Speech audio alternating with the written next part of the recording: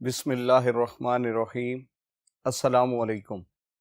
Dear students, my name is Professor Junaid Javed and today we are going to discuss chapter number 11 और आज का topic जो हम discuss करने जा रहे हैं वो है इफ स्टेटमेंट। जैसे आपको मालूम है लास्ट लेक्चर में हमने कंट्रोल स्ट्रक्चर डिस्कस किए थे। ये वो स्टेटमेंट्स होती हैं जो प्रोग्राम के फ्लो ऑफ एग्जीक्यूशन को कंट्रोल करती हैं और इसकी हमने 3 टाइप्स डिस्कस की थी, सीक्वेंस, सिलेक्शन और लूप। इसमें जो दूसरा कंट्रोल स्ट्रक्चर था वो था सिलेक्शन। सिलेक्शन में हमारा प्रोग्राम मल्टीपल ब्लॉक्स में डिवाइडेड होता है और एक कंडीशन की बेस पर हम डिसाइड करते हैं कि कौन सा ब्लॉक ऑफ स्टेटमेंट्स एग्जीक्यूट होगा। तो जब हमने डिसीजन मेकिंग करनी होती है तो हम सिलेक्शन का कंट्रोल स्ट्रक्चर इस्तेमाल करते हैं और सिलेक्शन के लिए बहुत सारी स्टेटमेंट्स इस्तेमाल होती हैं जिसमें इफ है, इफ एल्स है, इफ एल्स इफ है, नेस्टेड इफ है, स्विच स्टेटमेंट है एंड सो ऑन। तो चैप्टर नंबर 11 जिसका हम आगाज कर चुके थे लास्ट लेक्चर, चैप्टर नंबर 11 का जो हुआ था, इसमें हमने देखा था कि ये चैप्टर सिलेक्शन स्टेटमेंट्स का है और इसमें हम वो स्टेटमेंट्स पढ़ेंगे जो कि डिसीजन मेकिंग के साथ मुंसलिक हैं। तो आज जो हमने टॉपिक डिस्कस करना है वो है if statement. Basically if statement एक simple form of decision making statement है। ये सिंपलेस्ट फॉर्म है जिसके जरिए किसी भी प्रोग्राम में आप डिसीजन मेकिंग कर सकते हैं। असल में ये इफ क्या चीज है? सी में इफ एक कीवर्ड है जो कि इस लैंग्वेज में डिसीजन मेकिंग के लिए इस्तेमाल होता है और इफ स्टेटमेंट जो है ये डिसीजन मेकिंग के लिए यूज होती है। और ये किस तरह की डिसीजन मेकिंग करती है, इसको हम कहते हैं वन वे डिसीजन मेकिंग। तो इफ एक कीवर्ड है सी लैंग्वेज का, ये डिसीजन मेकिंग के लिए इस्तेमाल होती है। और कौन सी डिसीजन मेकिंग करेगी? One way decision making. One way decision making students क्या चीज होती है? वन वे डिसीजन मेकिंग ये होती है कि आपके सामने एक कंडीशन है और एक स्टेटमेंट है। आप कंडीशन को चेक करते हैं। कंडीशन ट्रू भी हो सकती है और फॉल्स भी हो सकती है। अगर कंडीशन ट्रू हो तो स्टेटमेंट को एग्जीक्यूट कर दिया जाए और अगर कंडीशन फॉल्स हो तो स्टेटमेंट को इग्नोर कर दिया जाए। यानी स्टेटमेंट कब चले? जब कंडीशन ट्रू हो, और स्टेटमेंट कब इग्नोर हो जाए? जब कंडीशन फॉल्स हो। तो ऐसी डिसीजन मेकिंग जिसमें एक कंडीशन हो और एक स्टेटमेंट हो, कंडीशन ट्रू होने की सूरत में स्टेटमेंट एग्जीक्यूट हो जाए और कंडीशन फॉल्स होने की सूरत में उसको इग्नोर कर दिया जाए, ऐसी डिसीजन मेकिंग को हम वन वे डिसीजन मेकिंग कहते हैं। यानी जिसमें आपके पास सिर्फ एक ऑप्शन मौजूद हो। तो ये तो इसका एक छोटा सा इंट्रोडक्शन था कि इफ स्टेटमेंट किस मकसद के लिए इस्तेमाल होगी। अब इसका स्ट्रक्चर देखते हैं। जैसे अभी मैंने इंट्रोडक्शन में बताया, इफ स्टेटमेंट में एक कंडीशन होगी और एक ब्लॉक ऑफ स्टेटमेंट्स होंगी। अब इसके स्ट्रक्चर में जब आप बताएंगे तो आप यही बताएंगे कि it consist of a single condition, एक कंडीशन होगी, and a block of statements, और एक ब्लॉक ऑफ स्टेटमेंट्स होंगी। यानी ये स्टेटमेंट 2 हिस्सों पर मुश्तमिल है, एक कंडीशन और एक ब्लॉक ऑफ स्टेटमेंट्स। ये इसका स्ट्रक्चर है। अब ये काम कैसे करेगी? ये ऐसे ही है जैसे मैं आपको कहूं, अगर आप मेहनत करोगे तो पास हो जाओगे।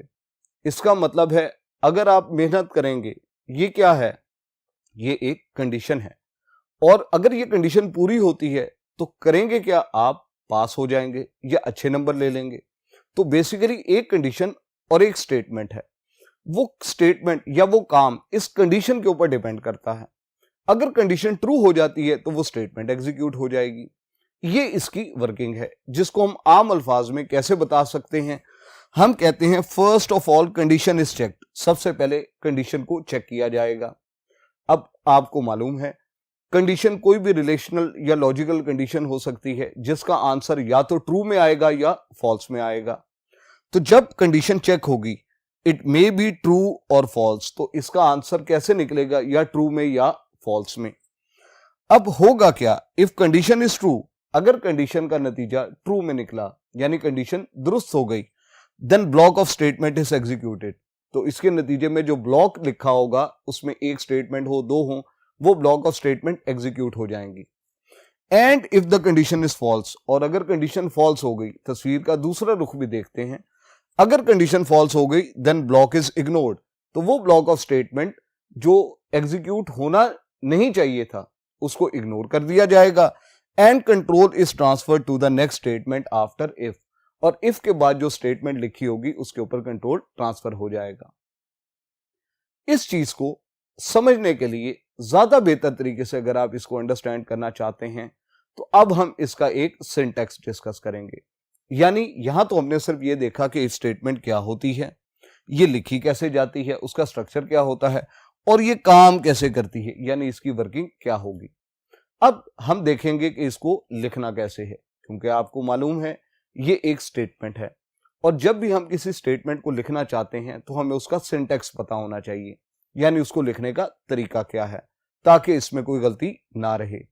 तो आइए आगे मूव करते हैं और इसके सिंटैक्स को डिस्कस करते हैं।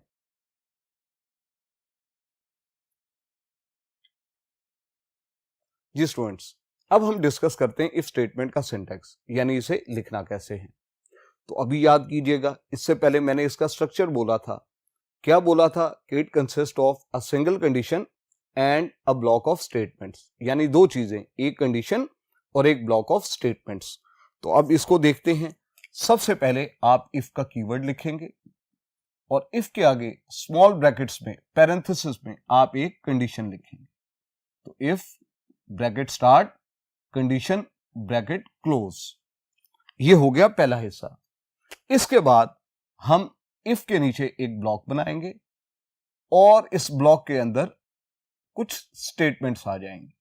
वो एक भी हो सकती हैं, दो भी हो सकती है, तीन भी हो सकती हैं। ये क्या है? ये इफ ब्लॉक की स्टेटमेंट्स कहलाएंगे।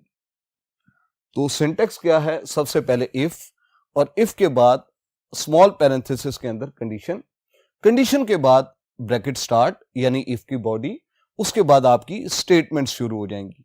ये कौन सी स्टेटमेंट्स होंगी? जो कब चलनी चाहिए? जब ये कंडीशन ट्रू हो।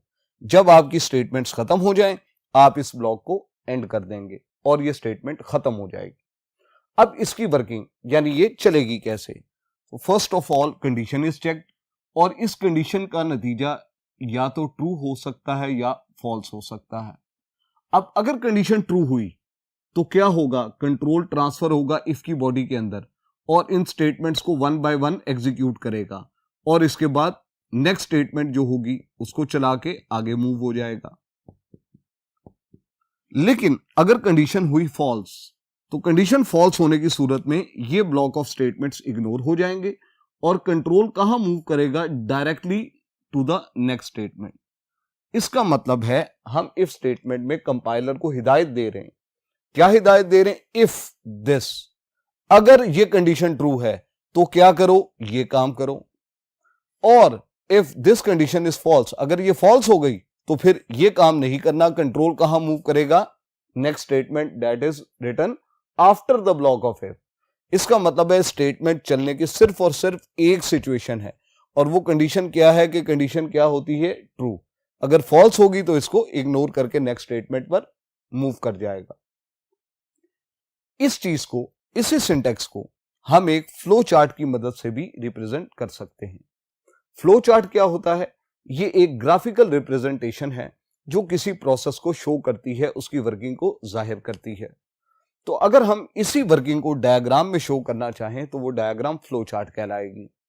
स्टूडेंट्स, फ्लो चार्ट की डायग्राम में सिंबल्स तो बहुत सारे इस्तेमाल होते हैं, लेकिन फिल वक्त जिन सिंबल्स की हमें जरूरत है उनको अंडरस्टैंड करना आपके लिए जरूरी है। सबसे पहली चीज, किसी भी फ्लो चार्ट के स्टार्ट या एंड को रिप्रेजेंट करता है ओवल।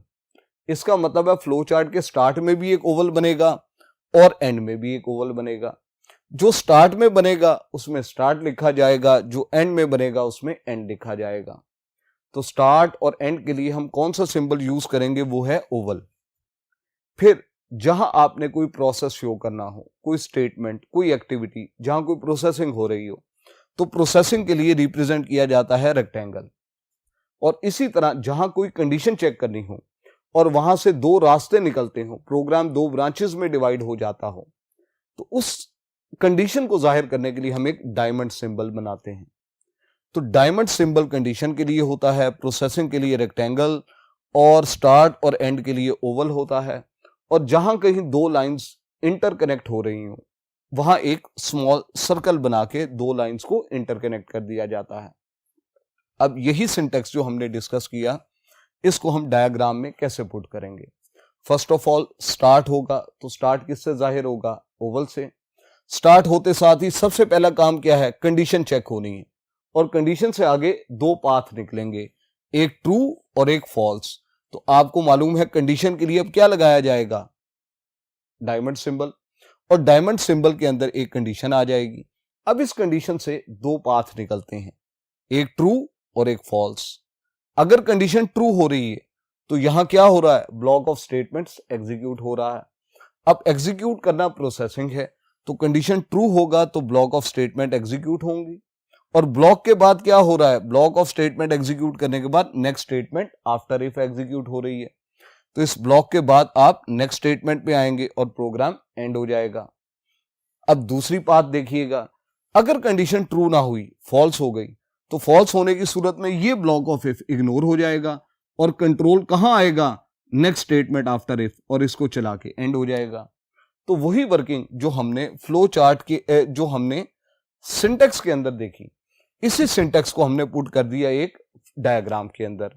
ये डायग्राम शो कर रही है, पहले कंडीशन चेक होती है, कंडीशन ट्रू हुई तो ब्लॉक एग्जीक्यूट होगा, नेक्स्ट स्टेटमेंट और एंड।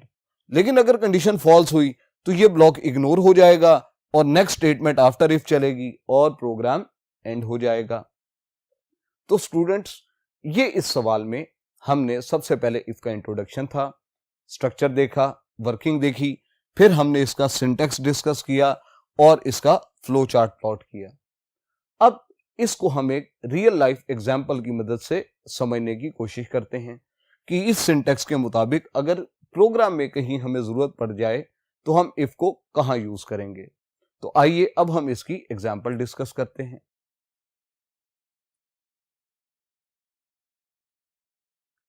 जी स्टूडेंट्स, तो सबसे पहले इस एग्जाम्पल में हम एक रियल वर्ल्ड एक्टिविटी को रिप्रेजेंट करते हैं। फॉर एग्जाम्पल, हम एक ऐसा प्रोग्राम लिखना चाह रहे हैं जिसमें हम स्टूडेंट से उसके मार्क्स पूछें। अगर उसके मार्क्स 33 हों या उससे ग्रेटर हों तो स्क्रीन पर एक मैसेज प्रिंट हो जाए, यू आर पास। इसका मतलब है एक कंडीशन है, कंडीशन क्या होगी कि मार्क्स 33 हों या 33 से ग्रेटर हों, और एक्शन क्या हो, अगर ये कंडीशन ट्रू होती है तो स्क्रीन पर एक मैसेज आ जाए यानी पास प्रिंट हो जाए। अब इस प्रोग्राम को हम कैसे डेवलप करेंगे। आपको मालूम है हर प्रोग्राम का आगाज प्री प्रोसेसर डायरेक्टिव से होता है।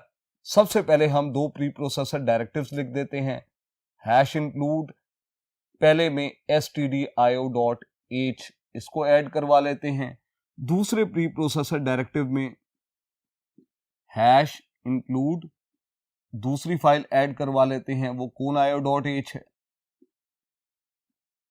इसके बाद हम अपने प्रोग्राम का मेन फंक्शन है उसको लिखेंगे, मेन फंक्शन void और मेन ब्रैकेट स्टार्ट और क्लोज हो गए। इसके बाद हमने मेन फंक्शन की बॉडी को स्टार्ट किया। अब इस प्रोग्राम में हम क्या चाह रहे हैं, हम स्टूडेंट से उसके मार्क्स पूछें। इसका मतलब है एक वेरिएबल डिक्लेयर होगा जिसमें हम स्टूडेंट के मार्क्स इनपुट लेंगे। मार्क्स जाहिर बात है होल नंबर्स में होंगे, तो हम इंटीजर टाइप का एक वेरिएबल डिक्लेयर कर लेते हैं जिसका नाम m रखते हैं। आपको मालूम है सबसे पहले डेटा टाइप लिखी इंट और वेरिएबल का नाम दे दिया m मार्क्स के लिए, तो एक वेरिएबल डिक्लेयर हो गया मार्क्स। इसके बाद हमने यूजर से इस मार्क्स नाम के वेरिएबल में इनपुट लेनी है, तो हम एक प्रिंटफ लिखते हैं, प्रिंटफ, इसमें मैसेज यूजर को जाएगा एंटर योर मार्क्स,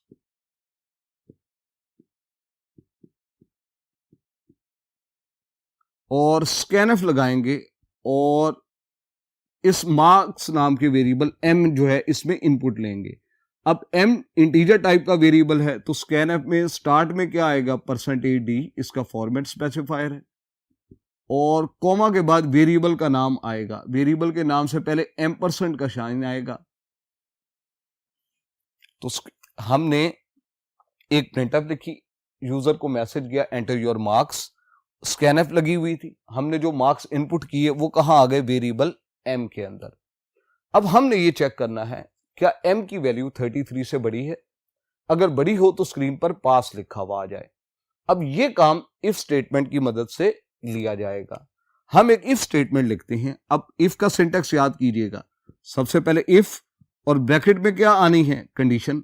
अब कंडीशन क्या है, अगर m की वैल्यू 33 हो या 33 से ग्रेटर हो तो हम कंडीशन में क्या लिखेंगे, इफ m ग्रेटर देन और इक्वल टू 33।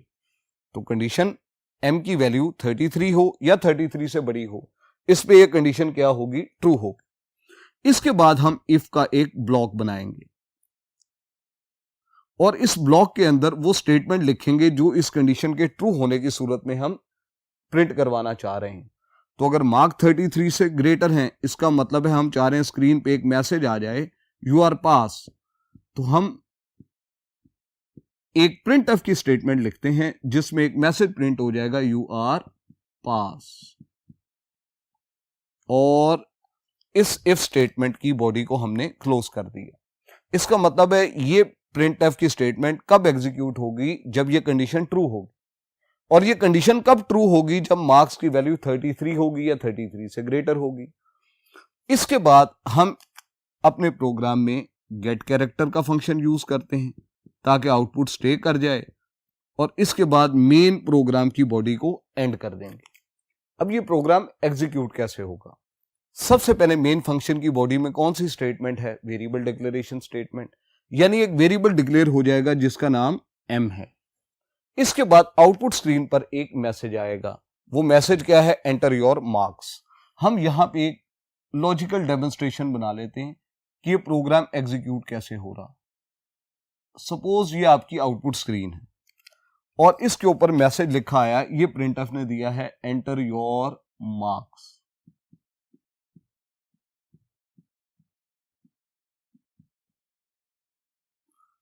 इसके बाद स्कैनएफ की स्टेटमेंट चलेगी और वो वेरिएबल m के अंदर इनपुट मांगेगी। लेट सपोज मैं यहां एंटर कर देता हूं 75। इसका मतलब है ये वैल्यू 75 कहां चली गई, वेरिएबल m के अंदर। वेरिएबल n में इस वक्त 75। अब जैसे ही ये इनपुट कंप्लीट होगी, सबसे पहले इफ की कंडीशन चेक होगी। m की वैल्यू क्या, 75।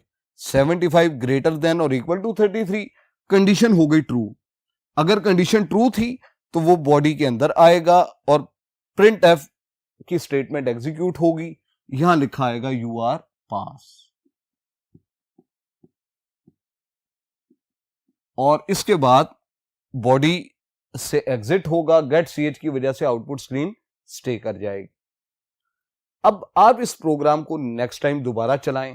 जब दोबारा चलाएंगे फिर मैसेज आएगा, एंटर योर मार्क्स, और आप m की वैल्यू 75 की बजाय सिर्फ 5 एंटर कर दें। अब 5 के ऊपर ये कंडीशन क्या हो जाएगी, फॉल्स, क्योंकि ना तो 5 की वैल्यू 33 से बड़ी है ना इक्वल है। जब ये कंडीशन फॉल्स होगी तो ये बॉडी स्किप हो जाएगी, प्रिंट एफ की स्टेटमेंट एग्जीक्यूट नहीं होगी, कंट्रोल गेट ch पे आ जाएगा डायरेक्ट। इसका मतलब है ये वाला मैसेज 5 पर प्रिंट नहीं होगा, आपकी स्क्रीन ब्लैंक की ब्लैंक रहेगी। तो स्टूडेंट्स, ये है वन वे डिसीजन मेकिंग, जिसमें एक इफ स्टेटमेंट लगी हुई है और इस स्टेटमेंट के अंदर एक प्रिंट एफ है। ये प्रिंट एफ कब चलती है, जब कंडीशन ट्रू होती है, और ये कब इग्नोर हो जाती है, जब कंडीशन फॉल्स हो जाती है। तो ये प्रोग्राम डेमोन्स्ट्रेट कर रहा है, अगर आप 75 देते हैं तो यू आर पास लिखा हुआ आ जाता है, यानी स्टेटमेंट एग्जीक्यूट हो जाती है। और जब आप सिर्फ 5 देते हैं तब कंडीशन फॉल्स हो जाती है, और फॉल्स होने की सूरत में ये प्रिंट एफ स्किप हो जाती है और कंट्रोल गेट ch पर आ जाता है। तो स्टूडेंट्स, ये थी वन वे डिसीजन मेकिंग। अब इसको मैं सिर्फ समराइज करूंगा कि ये शॉर्ट क्वेश्चन के तौर पे भी आ सकता है। अगर शॉर्ट क्वेश्चन में आता है, आप चंद लाइंस में इफ स्टेटमेंट की वर्किंग को एक्सप्लेन करेंगे और साथ इसका सिंटेक्स बता देंगे, तो आपको 2 मार्क्स अवॉर्ड कर दिए जाएंगे। अगर ये क्वेश्चन लॉन्ग क्वेश्चन के तौर पे आता है तो फिर आप, जैसे हम लेक्चर के स्टार्ट से चले हैं, आप इफ का इंट्रोडक्शन देंगे, उसके बाद उसका स्ट्रक्चर बताएंगे, फिर वर्किंग के 2-3 पॉइंट्स हैं वो लिखेंगे, इसके बाद सिंटेक्स, फ्लो चार्ट और उसके बाद एक एग्जाम्पल देंगे, तो ये आपकी लॉन्ग क्वेश्चन की लेंथ मुकम्मल हो जाएगी। तो स्टूडेंट्स, ये था आज का हमारा टॉपिक। उम्मीद है आपने इसे ध्यान से अंडरस्टैंड किया होगा। नेक्स्ट लेक्चर तक के लिए मुझे इजाजत दीजिएगा। अल्लाह हाफिज।